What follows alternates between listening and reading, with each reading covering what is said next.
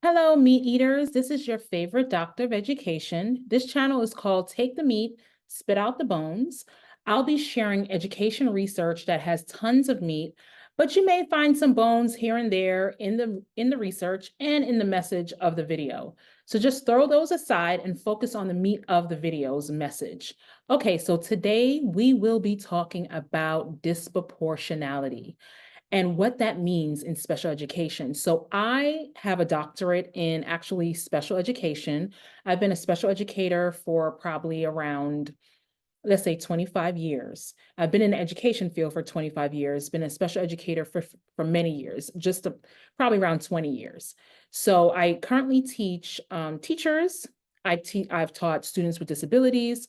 So this is really near and dear to my heart because we have a serious problem in America with disproportionality. And so I'm going to share with you what that actually is, what are the definitions, the research. So we're going to break it down today. All right, so I'm going to share my screen.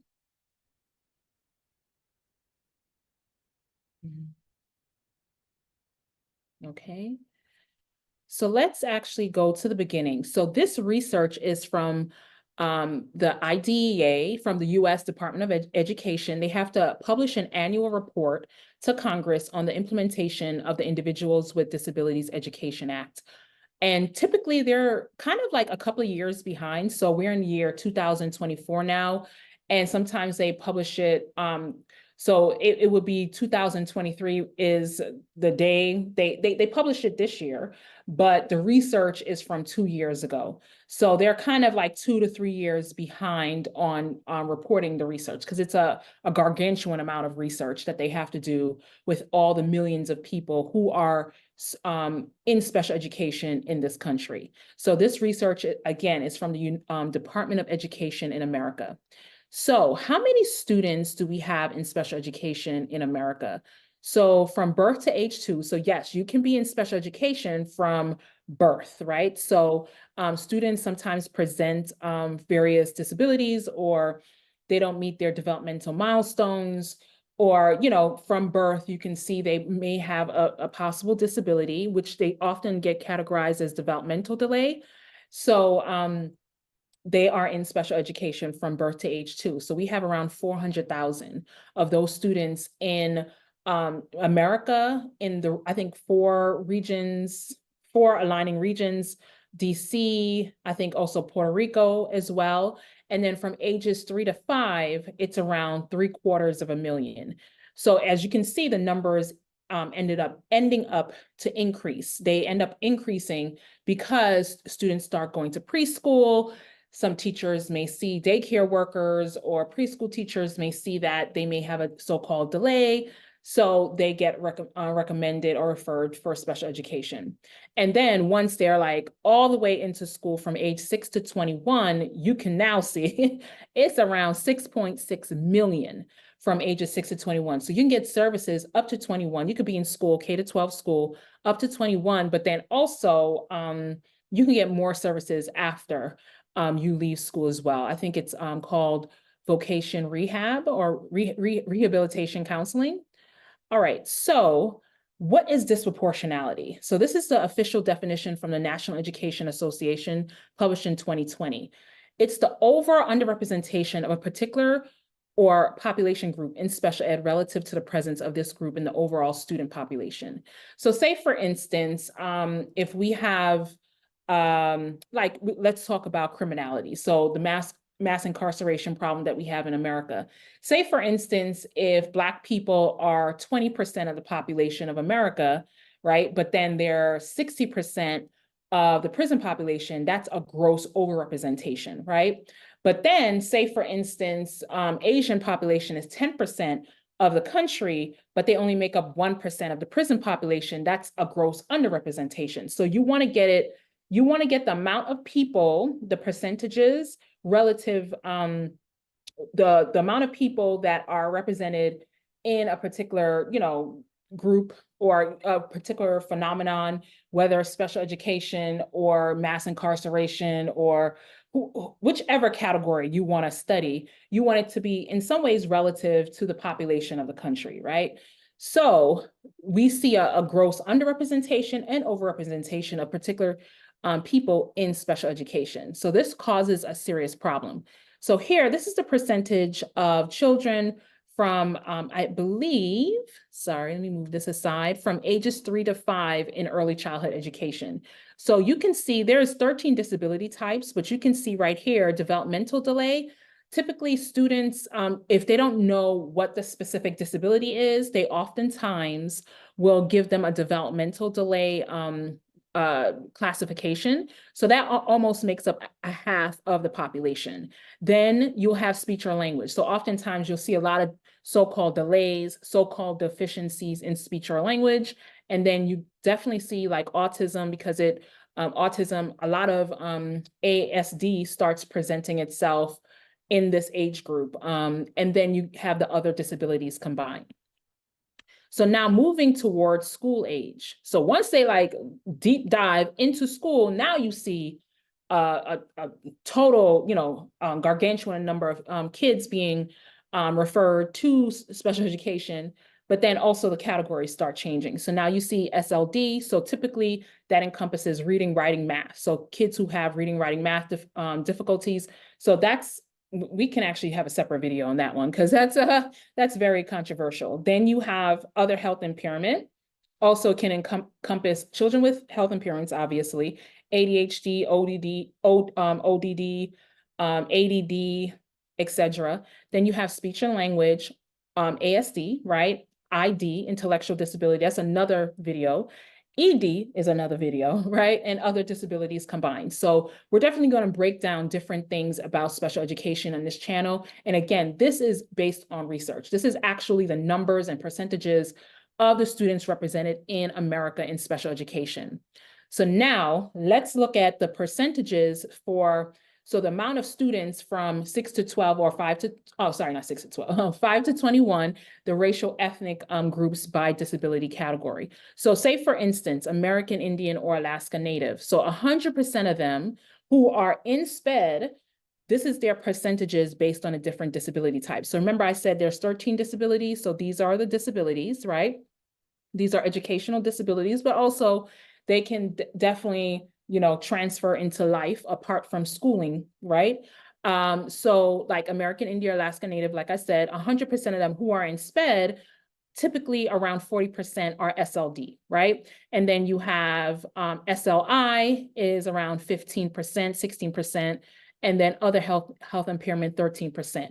But then there's some, if you look at all the other racial ethnic groups, some of them are, typical as far as the biggest number is SLD. But then if you notice one that catches the eye, Asian population, they're compared to the other racial ethnic groups, they have a lower percentage of students considered to be SLD, having a learning disabilities. Why is that? Please mention that in the chat. Why do you think Asians, I'm going to be asking different questions. Please answer these. I'm a teacher, right?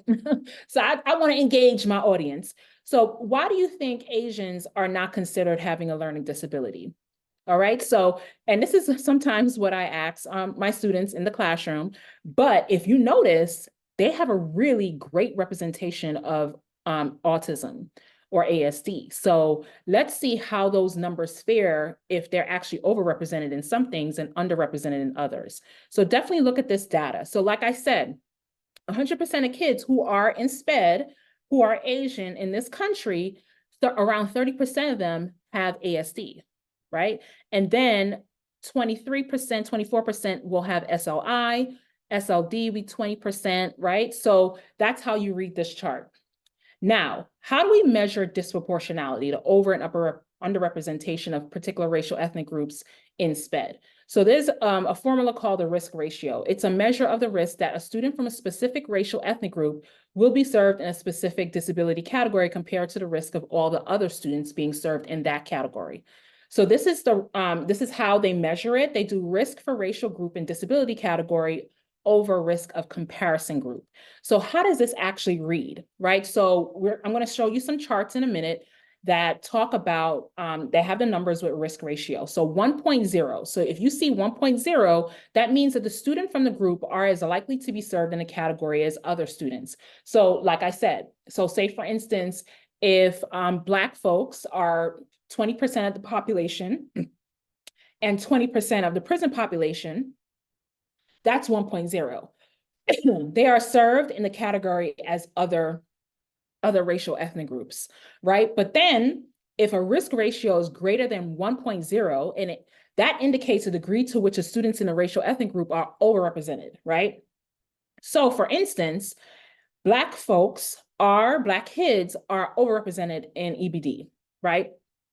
So their risk ratio, for example, could be 3.23, right? So that means they're overrepresented because it's over 1.0. So that means Blacks in the district are 2.3 times more likely to be identified in the EBD category than any other students. So they're really at risk, right? So there are 3 times more likely.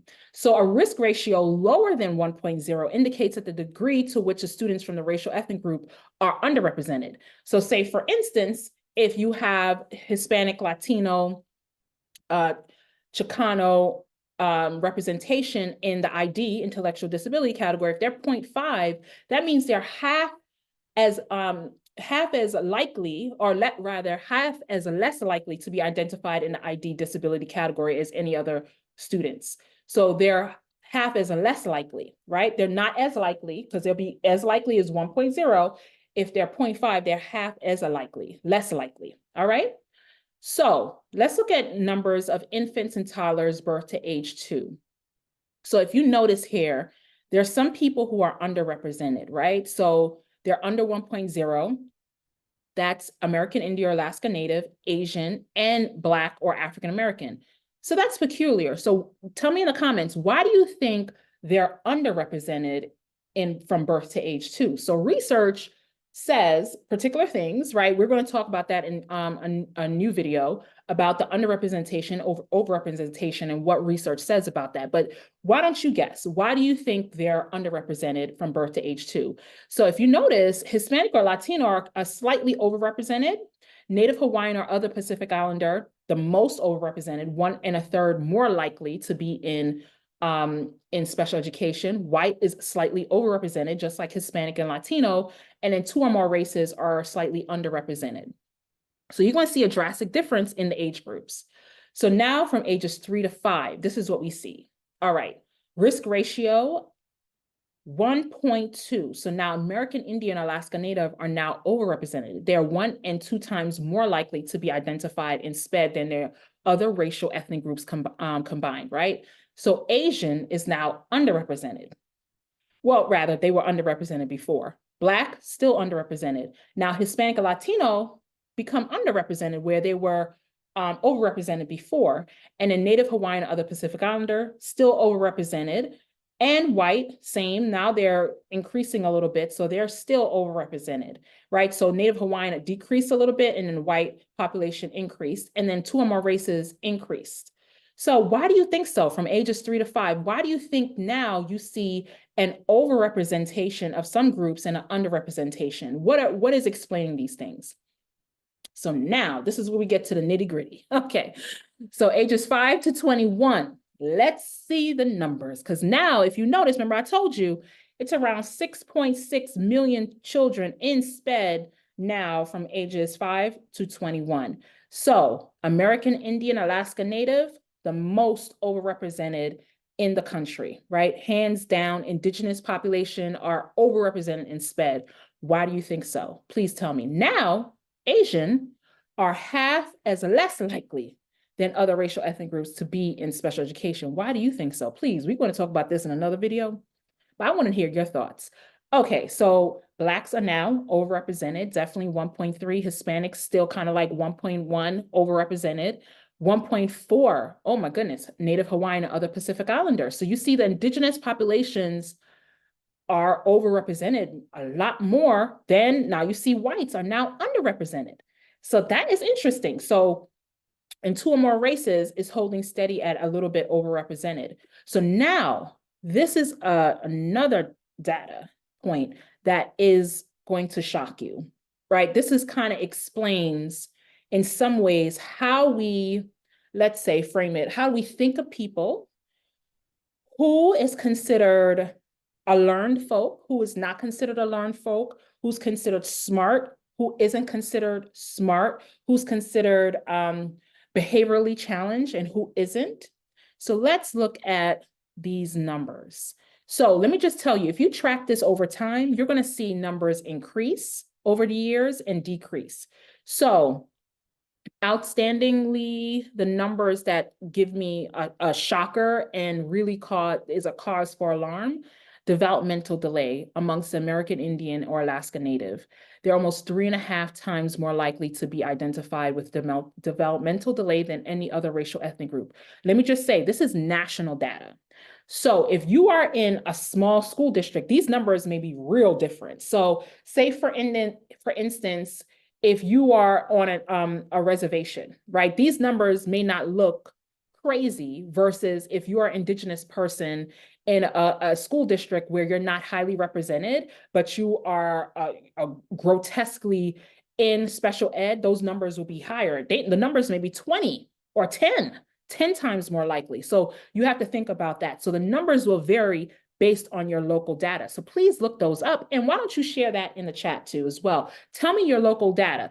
Are Blacks grossly overrepresented in emotional disturbance in your district? Is it 10, 12 times more likely? Because the national data for Blacks in emotional disturbance, this is actually decreased across the years, but it's almost 2 times, it's 1.8 times more likely. So if you notice, let's look at all the disabilities. So American Indian or Alaska Native. So definitely developmental delay, they're overrepresented. Underrepresented autism, ASD, overrepresented deaf blindness. That is so peculiar. Why do you think so? In ED, overrepresented. Hearing impairment, overrepresented. ID, overrepresented. Multiple disabilities, overrepresented, right? Okay, right, just right with orthopedic, but overrepresented in other health impairment, SLD, SOI, TBI, NVI. Why? Why do you think? I know what I think, and I know what research says, but why do you think, right? So Native Hawaiian or other Pacific Islander, these are the second group that's overrepresented in SPED. So look at the numbers. They're pretty much overrepresented everything other than ED. That's interesting, right? Whereas American Indian, Alaska Native are overrepresented, Native Hawaiian or other Pacific Islander are underrepresented. Okay, so then 2.4 with hearing impairment, right? 2.1 with multiple disabilities, right? So they're really overrepresented everything other than SLI and ED. But now if you look at the white population, a white dominant population in this country, so they're very underrepresented. So they're just right with deaf blindness, but everything else, well, and ED, right? White folks do not have emotional disturbance. They're just right, right? I'm being facetious. All of this is being facetious, right? Of course not. They don't have that, right? But we're going to see another, they don't have that. Why do you think white folks are underrepresented in emotional disturbance? Okay. Hearing impairment, just right. ID, underrepresented. Oh, sorry.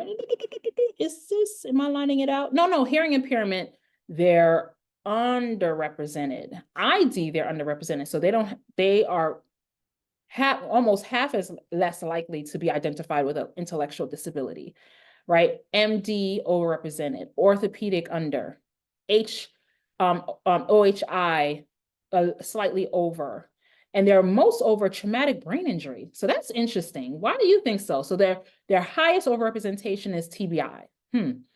So let's also, so please feel free to look at the other racial ethnic categories, but I definitely want to point out the Asian population, because remember we said that they're like almost a third of the children who are in special ed, who are Asian in this country, are in ASD or autism. So they're overrepresented definitely in autism. They're 1.2 times more likely than other racial ethnic groups to be identified with autism, right? So just fine with deaf blindness. Developmental delay, underrepresented. Why do you think so?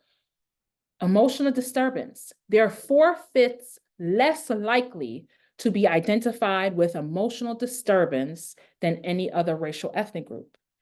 So let me ask you, if you're Asian, you don't have emotional issues in schooling?